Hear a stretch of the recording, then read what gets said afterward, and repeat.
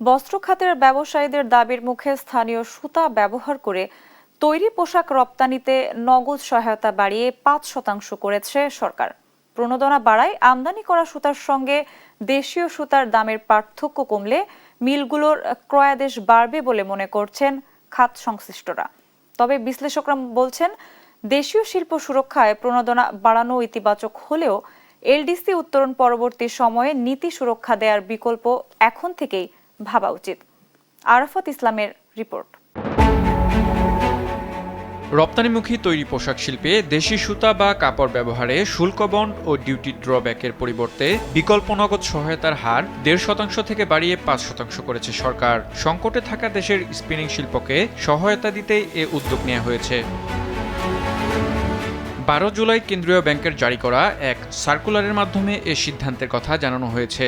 বর্ধিত এ নগদ সহায়তা ২০২৬ সালের ১ জুলাই থেকে ২০২৭ সালের ৩০ জুন পর্যন্ত সময়ের মধ্যে রপ্তানিকৃত পণ্যের ক্ষেত্রে পুরোপুরি প্রযোজ্য হবে বলে জানানো হয়েছে।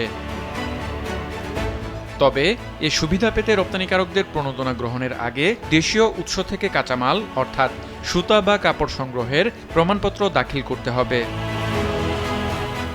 নগদ সহায়তার হার বৃদ্ধির ফলে দেশীয় সুতা ও কাপড় ব্যবহারে যেমন উৎসাহ বাড়বে, তেমনি জোরদার হবে স্থানীয় টেক্সটাইল শিল্পের সক্ষমতা।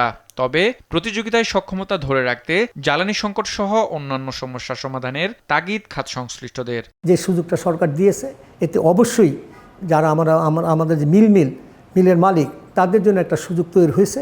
এতে আমরা আশা করি কিছু আমাদের অর্ডারটা বাড়বে। যে পরিকল্পনাগুলো আমাদের প্রয়োজন ছিল, ১ নম্বরে ছিল ব্যাংক ইন্টারেস্ট, এটা ৭% নিয়ে আসা। এই যে গ্যাসের প্রেশার নিরবিচ্ছিন্নভাবে যাদের সঙ্গে যে চুক্তি করা হয়েছে, আমরা চাই চুক্তি মোতাবেক গ্যাসটা যেন দেওয়া হয়। তৃতীয়ত হইল নিরবিচ্ছিন্ন বিদ্যুৎ। বাংলাদেশের এলডিসি উত্তরণের পর এ ধরনের নগদ সহায়তা অব্যাহত রাখতে কৌশলগত পরিকল্পনা গ্রহণের পরামর্শ অর্থনীতিবিদদের।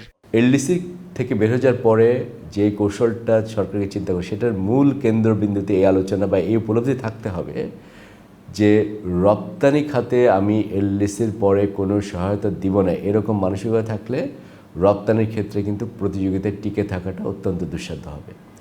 আলোচনাটা কেমন এভাবে আসতে হবে যে রপ্তানি খাতে যেসব শিল্প আছে তাদেরকে যদি আমি এলডিসি গ্র্যাজুয়েশন করে সহায়তা করতে হয়, তাহলে WTOর আইন শৃঙ্খলা মেনে কিভাবে এই ইন্ডাস্ট্রিকে সহায়তা করা যাবে, সেই পন্থাগুলো বের করা।